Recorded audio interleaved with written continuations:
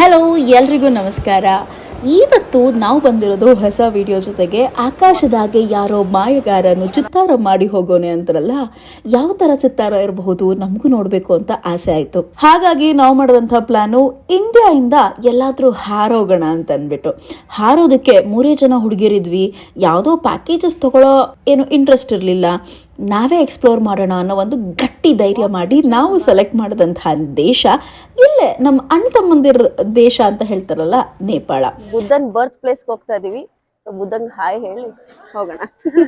ನೇಪಾಳಕ್ಕೆ ಹೀಗೆ 3 ಜನ ಹಾರೇ ಬಿಟ್ವಿ. ಹಂಗೆ ಮಧ್ಯದಲ್ಲಿ ಹಸುವಾಯ್ತಾ, ಬರೀ 70 ರೂಪಾಯಿಗೆ ಒಂದು ಬ್ರೆಡ್ ಆಮ್ಲೆಟ್ ತಗೊಂಡು 3 ಜನನು ಪಾರ್ಸೆಲ್ ತಗೊಂಡು ಫ್ಲೈಟಲ್ಲೇ ತಿಂದಿದ್ದ ಅನುಭವ ಇನ್ನೂ ಚೆನ್ನಾಗಿತ್ತು.